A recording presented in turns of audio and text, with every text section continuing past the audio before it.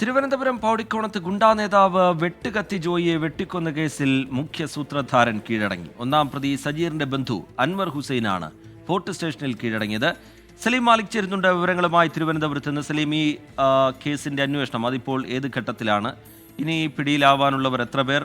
അന്വേഷണ സംഘത്തിന്റെ നിലവിലെ നിഗമനങ്ങൾ, വിശദാംശങ്ങൾ സലീം മാലിക്.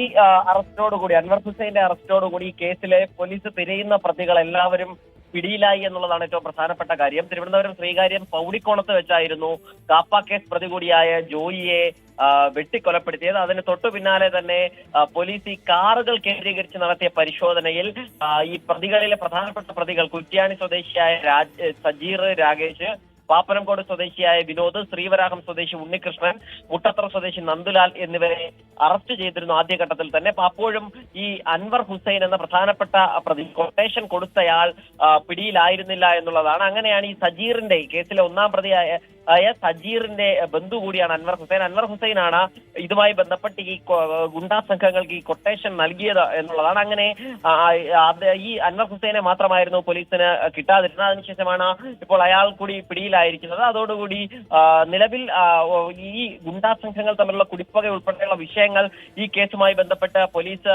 പരിശോധിക്കുകയുമാണ്. ഈ പ്രദേശത്ത് എത്തിച്ച്, പൗടിക്കോണത്ത് എത്തിച്ച് തന്നെ ഈ പ്രതികളെ ആദ്യഘട്ടത്തിൽ തെളിവെടുപ്പ് നടത്തിയിരുന്നു. അതിനുശേഷം റിമാൻഡിലായ പ്രതികളെ കസ്റ്റഡിയിൽ വാങ്ങാനും പോലീസ് തീരുമാനിച്ചിട്ടുണ്ട്. അങ്ങനെ വെട്ടേറ്റ് ചികിത്സയിലായിരുന്ന വെട്ടുകത്തി ജോയി പിന്നീട് ശനിയാഴ്ച പുലർച്ചയോടുകൂടി മരിച്ചു. അതിന് തൊട്ടു പിന്നാലെ ഈ കാർ കേന്ദ്രീകരിച്ച് നടത്തിയ ഒരു അന്വേഷണം പ്രതികളെ പിടിയിലാകുന്ന ഒരു സാഹചര്യവും ഉണ്ടായി.